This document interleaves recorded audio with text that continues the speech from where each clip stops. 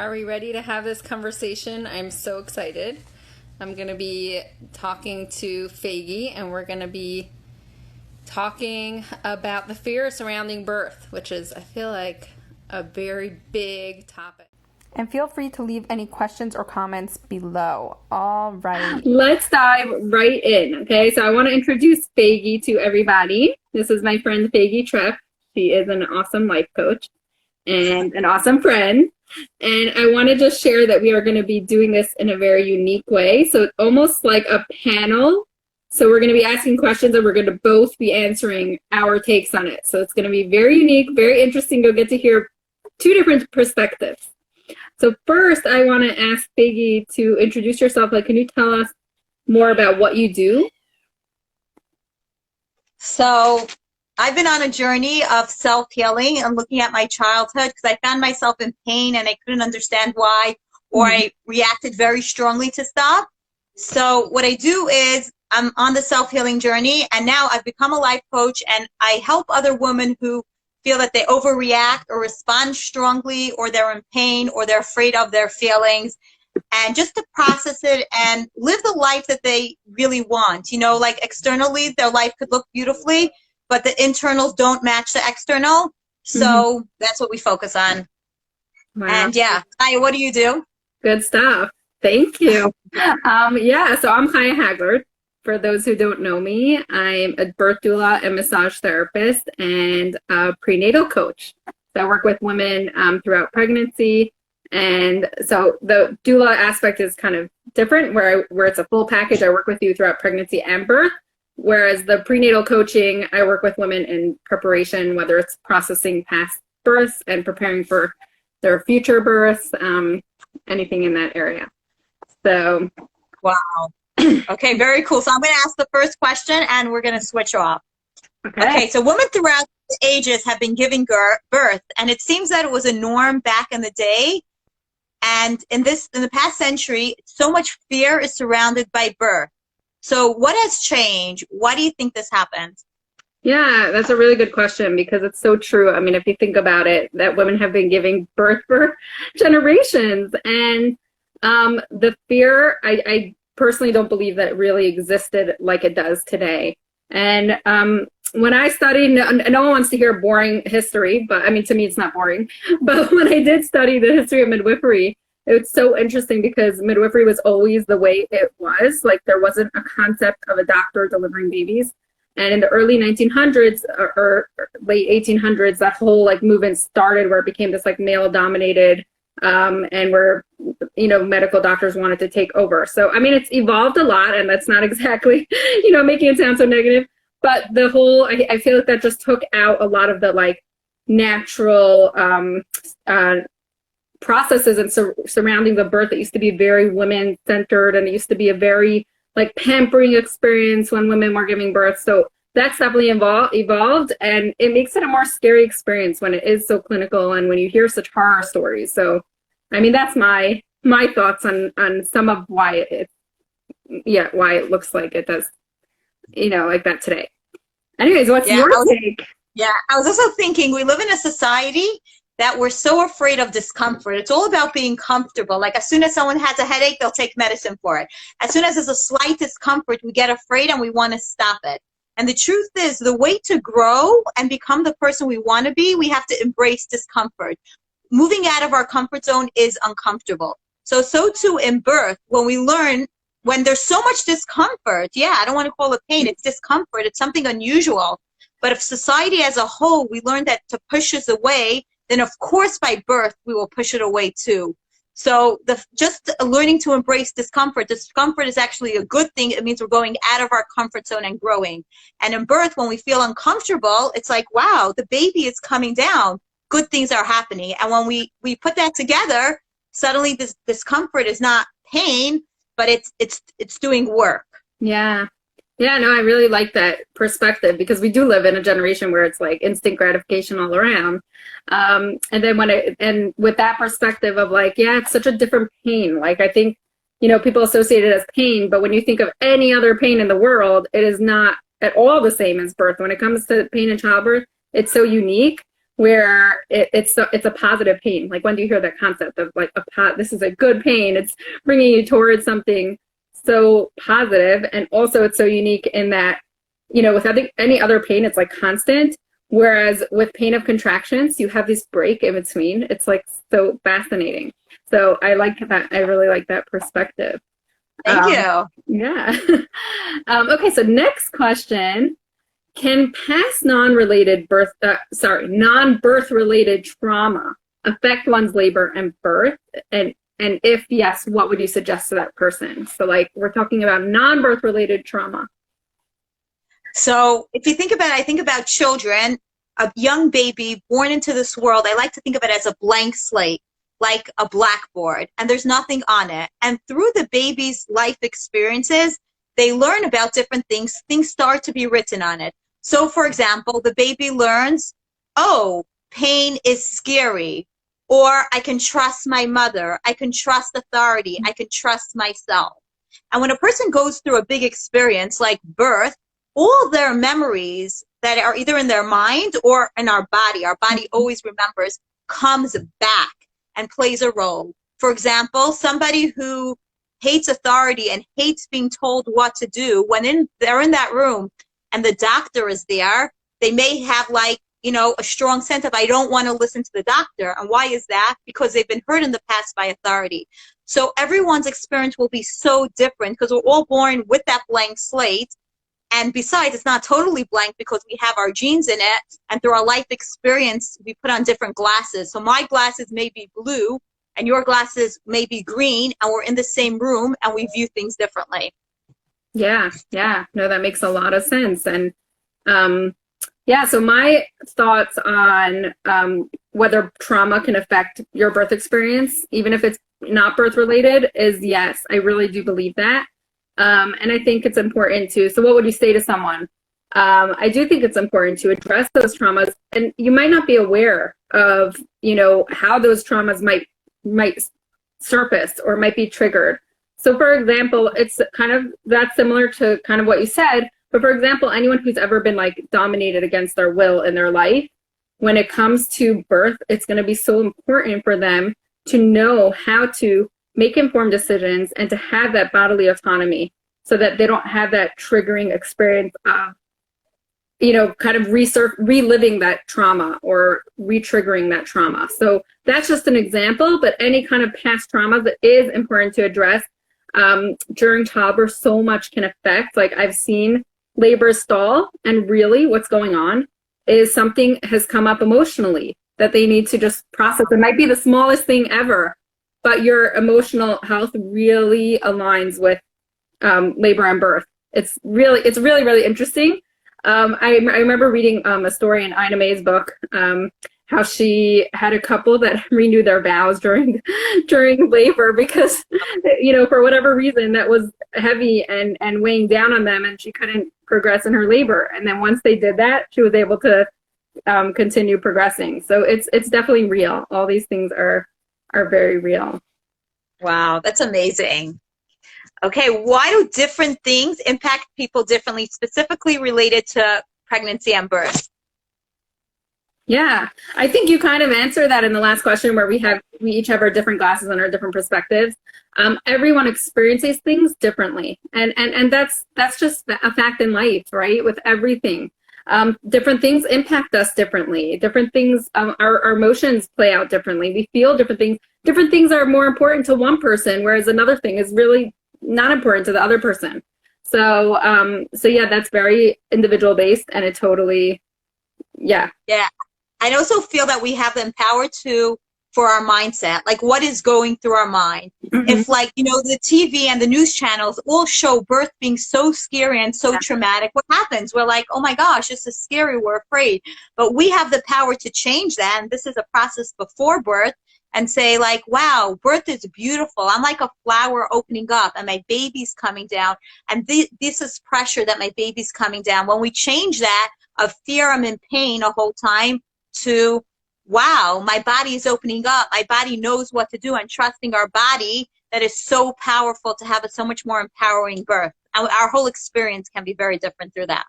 Yeah, I agree with that perspective. Thank you.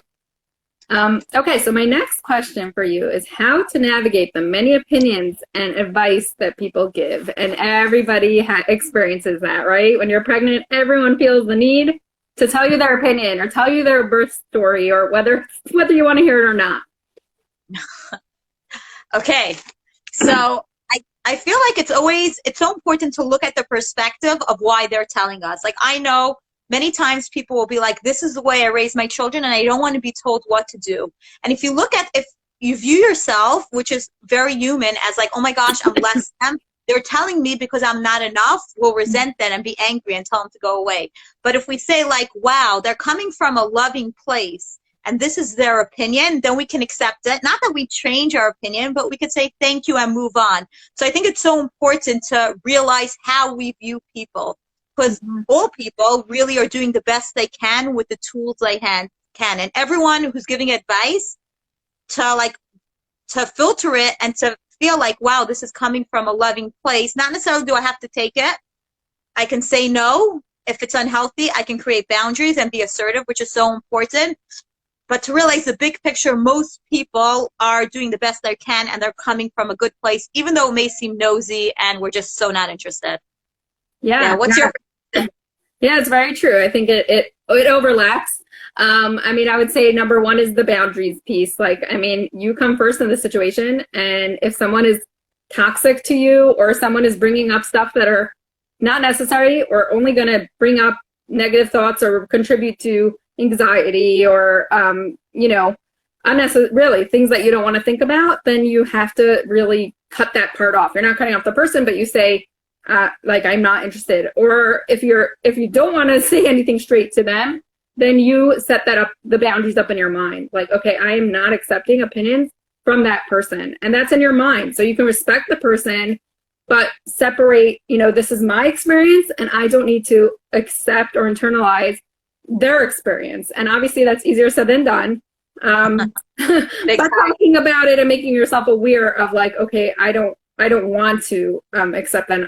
I don't agree with her opinion, or, holding on strong with what you believe in. I think, and also talking to the people that you do like their opinion, talking to the people that you do respect, talking to the people that did have positive experiences. So surrounding yourself by those people.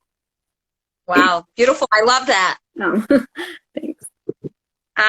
What would you say to someone in a situation where they know that they are going from what seems like they wanted a natural birth and they're going to a scary birth, like, what they weren't wanting, like a scheduled C-section or induction? What would you say to them? Yeah, I mean, that's really challenging, especially for someone that is setting themselves up, like, they had these goals in their mind and they had this birth plan and they really wanted this like beautiful natural birth. And then they find out that for whatever reason, it's medically necessary to have a scheduled C-section or induction. That is, first of all, just validating that is really, really challenging. Something I want to say is that we naturally have the fear of the unknown. So that it sounds very scary when you hear all of those things. And it is scary. I mean, those are major medical interventions. So it is scary. So validating that, but then taking it, how can we make the best of this situation? How can we turn this into a positive experience? It's almost, I mean, if it has to happen, at least you should know about it beforehand.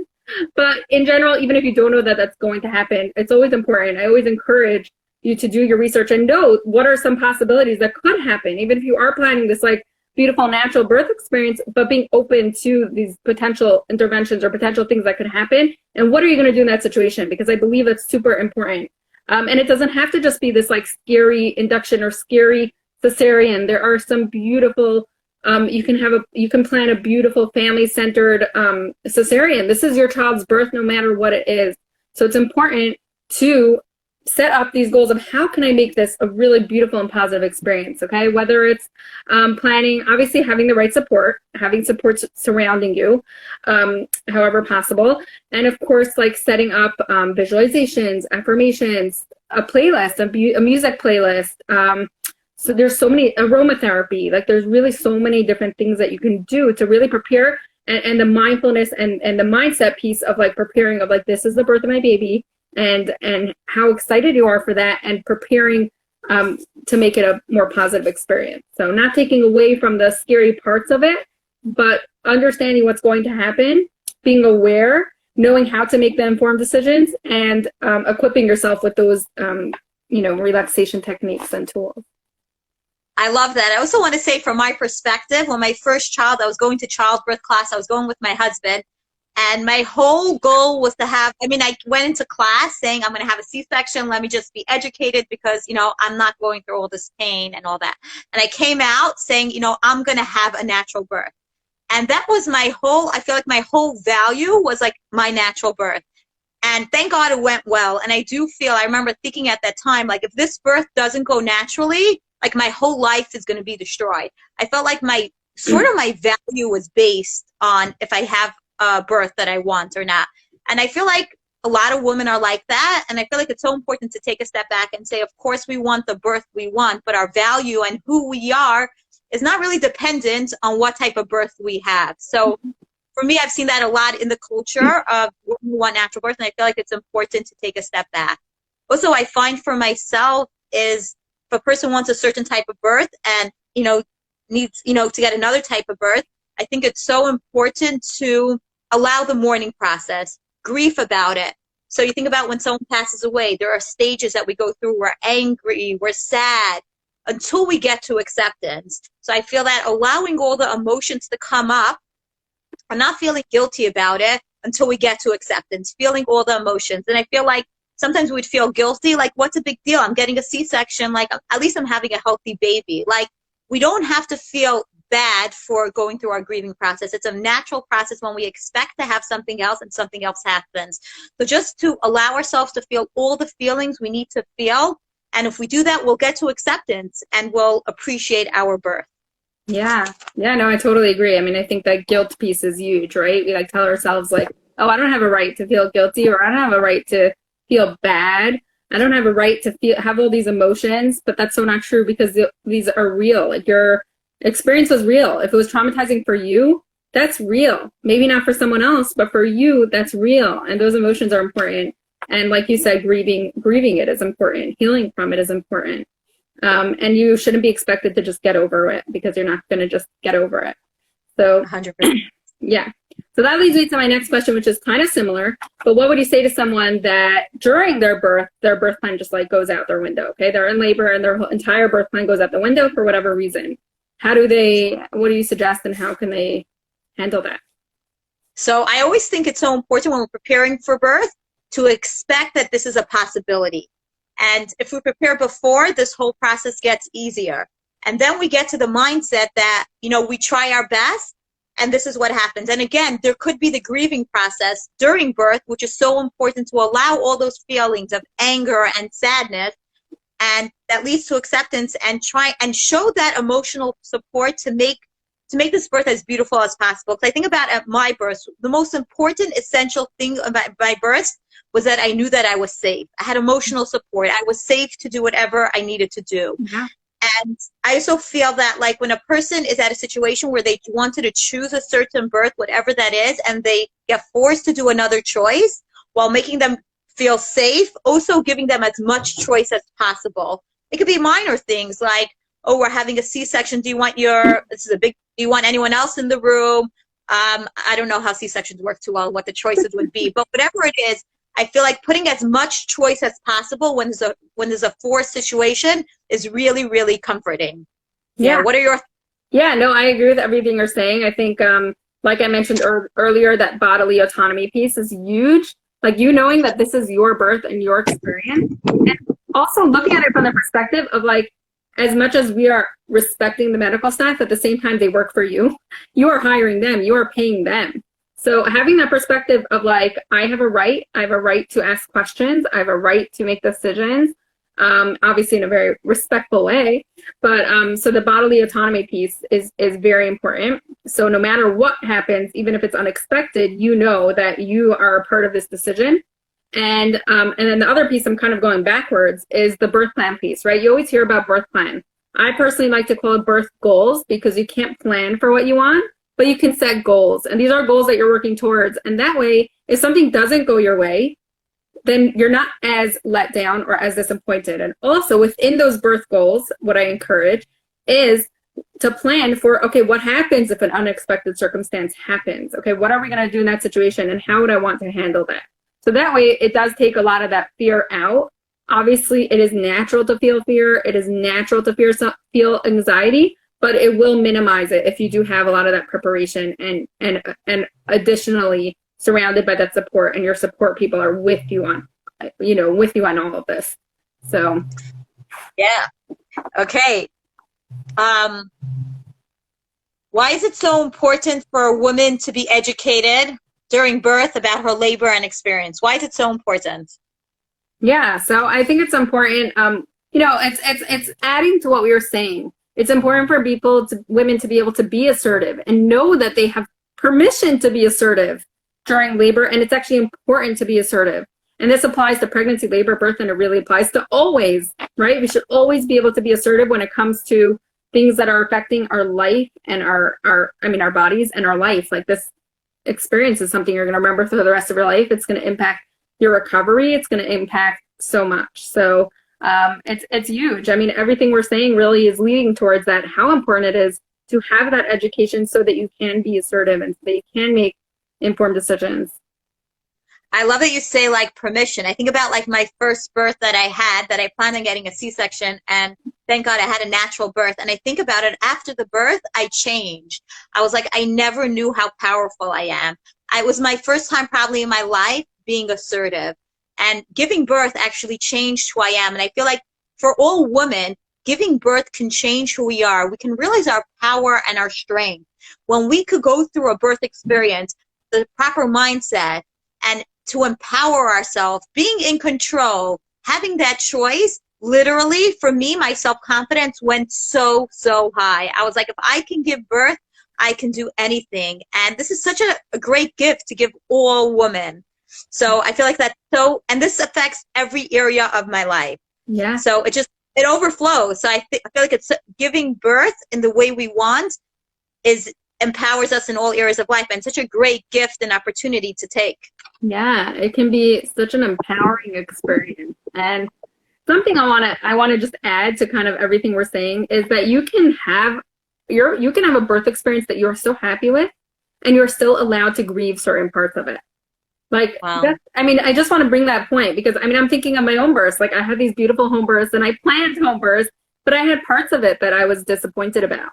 And there were parts of it that were, that still hurt me, and that I had to process and deal with. And I have clients that have that same thing, where they love their birth experiences, or they love so many parts of it, but there are parts of it that they weren't happy with, and it's okay to grieve those things. So it goes along with that, like, the permission piece, and that it's okay to, that you have that you have permission to grieve and not be happy with every single part. So.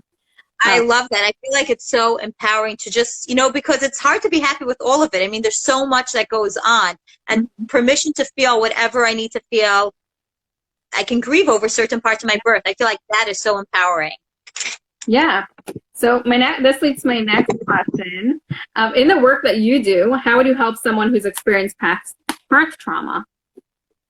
So I feel like, actually, I read a piece of yours, which I loved, and to see that, like, the validation is so, so important. Because I feel like we go through life, and it's like, it doesn't have to be traumatic for everyone. It doesn't have to be traumatic for the books. But if I felt traumatized during my birth or after the birth, the more people that validate me, the more I can feel validated in myself, or the more I learn to validate myself, which is so empowering, the more I could release those emotions, because our body remembers the pain. Our body holds it, and feeling those feelings releases the pain. The more we can feel the pain of the birth, the emotional pain of, the trauma of the birth that we wanted to have, or things that we felt were in fear during birth, the more we allow ourselves to feel it, the more we heal ourselves. Yeah. So it's such an important piece for others to validate women who have just given birth, or given birth ages ago, but still carry that trauma.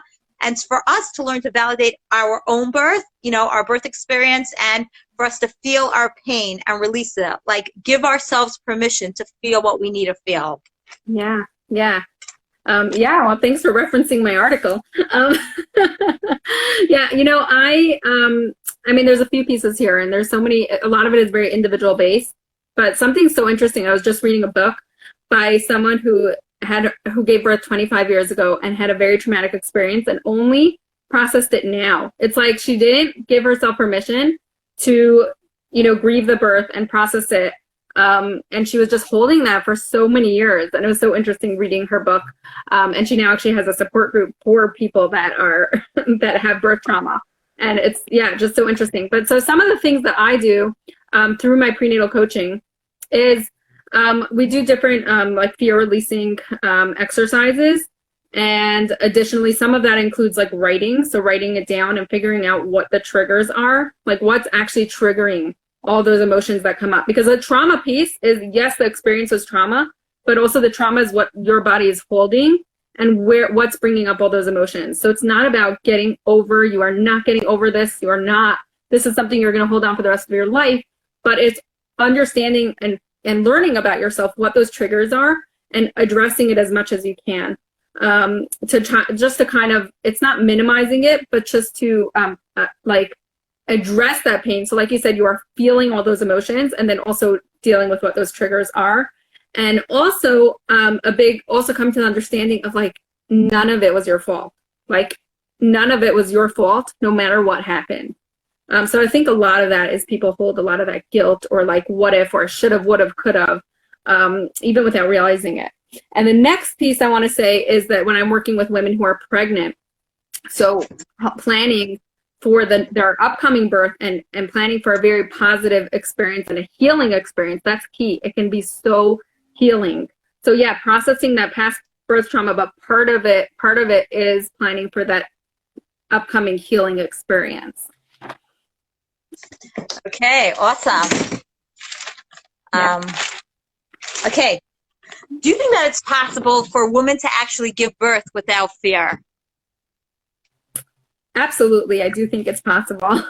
Challenging, it can be challenging, depending on the circles you're in, depending on what environment you're in, depending on what your exposure to birth has been, especially if you haven't given birth before and your exposure is all these, all you have is from the media and your mother's negative experience and your friend's negative experience, then yeah, that makes it a lot more challenging. But it's absolutely, absolutely possible. And like I mentioned earlier, that we do have fear of the unknown. Like we really, really do. So education is key. Education is key. And so knowing what to expect helps with like, addressing some of that fear, and also surrounding yourself by support, including your practitioner. You want to have a practitioner who is fully supportive of you, fully supportive of your birth plan. So all of those things, I mean, I can go on and on, but those are, I would say, like the top things that can, help prevent the fear surrounding the birth. It's funny. So I've given birth 5 times, thank God. And I think about one of the scariest parts of my birth is always, when is my labor going to start? So I feel like that's, I wonder if there's some like, there's some healing that needs to be done behind that. But if I could also think about it, like each of my births were in a sense like less scary because we were more like, I knew what to expect. I knew what I would expect to experience. Yeah. And the education piece is so important. And I find, just that I was in a safe place and I felt safe and I could just let go is so, so powerful.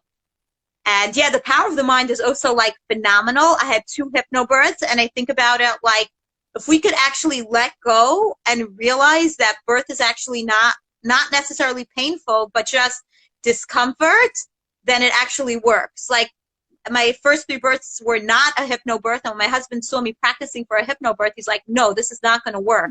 But the power of the mind is so, so tremendous that if we set our mind and we tell ourselves, like I feel like back in the day they probably did, that this is not pain, this is discomfort, this is our body opening up and giving birth to a beautiful child. The more we say that to ourselves, whether it's through mantras or, whatever it is, to watching YouTube videos of beautiful births, the more we, expect that and the more we're okay with the birth, the more our mind and our body acts in that way. And it's so, so powerful to empower ourselves with, again, a positive group of people and positive experiences that allows us to have a more positive experience. Yeah, so to kind of address what you're saying, to comment on what you said, First of all, you're proving the point of the fear of the unknown, because I think when you don't know when you're going into labor, that's a big piece of the fear, because you don't know. That's one of the things, that's proving the point of fear of the unknown. And and then, someone's asking about the hypnobirth. I actually wanted to comment about that.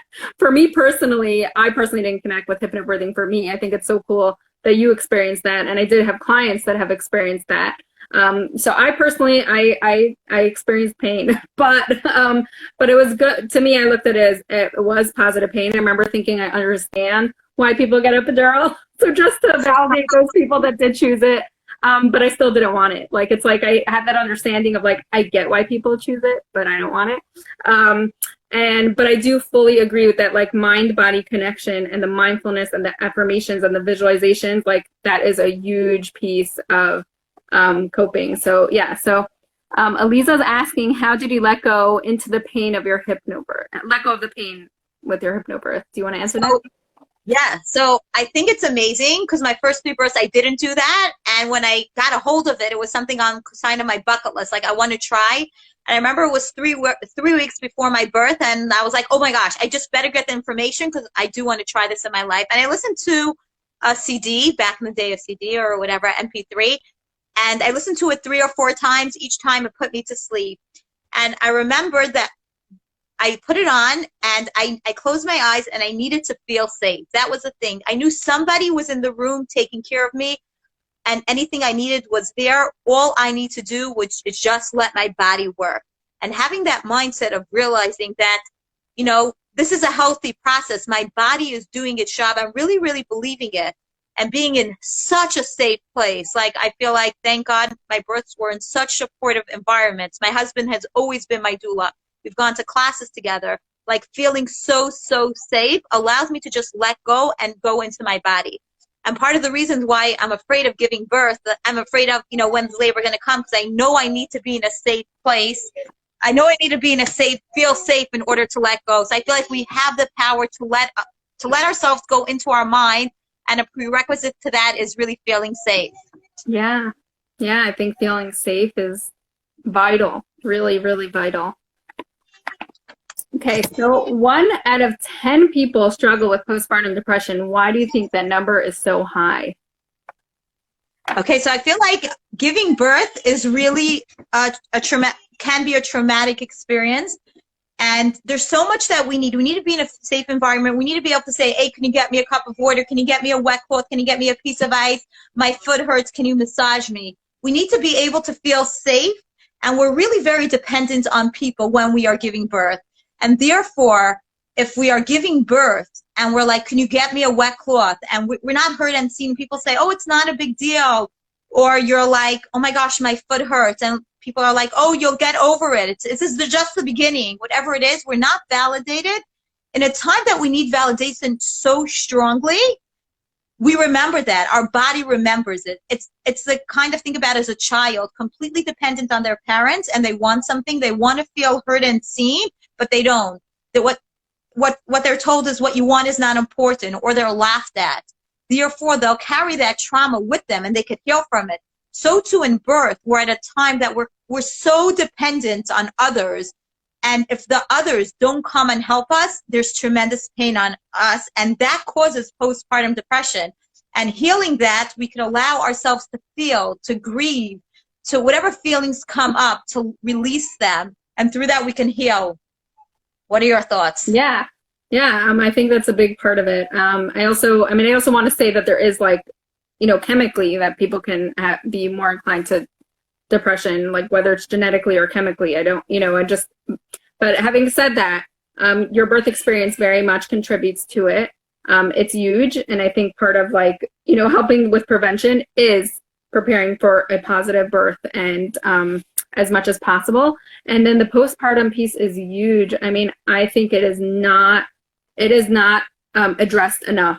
It's not addressed that women need so much support postpartum. And I mean, it's just sad, like, focusing on what America has compared to other countries. I mean, we don't even have a normal maternity leave. I mean, that in itself is like, women are expected to go back to work, or so they don't have that proper they don't even have their fourth trimester properly, and they're not able to bond properly. And many times women want to be, they feel like they have so much responsibility and so much to do. And I think it's important to allow yourself to have that time postpartum to rest and let people serve you. That is a time where you like want to take whatever help you can get. Okay. You can hold your own baby. Let them help with the house stuff. It's your time to bond with your baby as much as possible. Obviously giving yourself breaks because you need a shower and you need to have time yourself as well. But most of the time it's like the other stuff that you need to feel sure is being taken care of. You need to know that I don't have to worry about the other kids. I don't have to worry about the house. And so having that emotional and physical support postpartum is really huge as well. Yeah.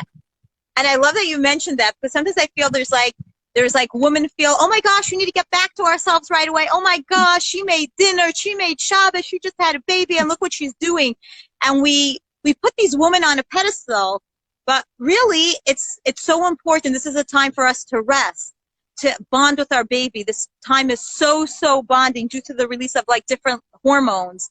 And that's what should be celebrated and encouraged, and not the woman who felt the need to, to make a big Shabbos or whatever she felt the need to do. It's really the encouragement should be on the resting and her taking care of herself. And through that, she can heal properly. Yeah. Okay. Is there any message that you want to give anybody? I think we skipped one question. Oh, okay. Is it? Okay, yeah. Is it possible to embrace your new body postpartum?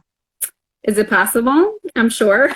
Is it challenging? Yes. I will say, I think that already knowing beforehand that like, there are things that your body will never go back 100%. Like that's just a fact. Your body changes, your hips widen, and that's just part of the process of having a baby. That's part of life. So I think like realizing some of these things that like this is a fact of life. I mean, it's really hard when you're surrounded by like hot models everywhere and like things that are just not real. You don't see reality. But in reality, women have stretch marks, it's just like you should not be expected to boom, snap back. It's important to nurture yourself both emotionally and physically, because that will all contribute to how you feel about yourself and how you feel about your body. So I think those are huge, and not having that pressure, like even though it's surrounding you, really being aware of like what is really considered normal, even though it's not addressed everywhere. You don't see that in the models on the street or on the billboards or whatever. So you don't see those things, but it is very normal. So it's possible. It's challenging. I think we all have our challenges when it comes to that. But yeah. So I like to call like my stretch marks that I have like my beauty lines, because I feel like they present a beautiful experience that I've had, that I've been able to be pregnant and give birth. And those lines are beautiful, and I actually call them my beauty lines. My kids know all about it too. Yeah, I've heard it referred to as tiger stripes as well. They're my yeah, I feel like it's great. It's something, it's an experience that I'm proud of, and this is the proof. This is my trophy. Yeah. So, yeah, it's beautiful to look at it that way. Okay. What is a message that you want to give everybody? One last message. To value yourself. I think it all starts with valuing yourself and valuing your experiences, not just going with the flow. That's not what we're meant to do. We are meant to go against the current. We are meant to think for ourselves. We are meant to do research. We are meant to set goals. We are meant to want to have positive experiences. So let's value ourselves and make that important. I love that. Also, I think about this related so much to birth, pregnancy, and to life, is to trust our body. If my body tells me a feeling, then I need to feel the feeling and release it. Trust myself. If something's bothering me, if my gut tells me something's wrong, then I should trust it. So the importance of trusting our feelings, our bodies, what is going on in us, is so important. That information is beyond valuable. And sometimes we learn that not to trust ourselves, ask others. It's great to ask others for advice, but the bottom line is we know ourselves best, and our body and our gut will tell us what's right for us, and allow ourselves to feel that. Yeah. Having that inner great message to have. Yeah, it's like that inner intuition, right? Yeah, and I feel like it's, it's a journey to get to there, and even to be aware that we have it, and learning to trust ourselves is a real journey. Mm-hmm. Yeah. Thank you so much, Faigy. I really, really appreciate it. Where can people? What? I can't hear you. I don't know. I don't know what happened to your phone, but I want to ask where people can reach you. If people want to reach out to you, where can people find you?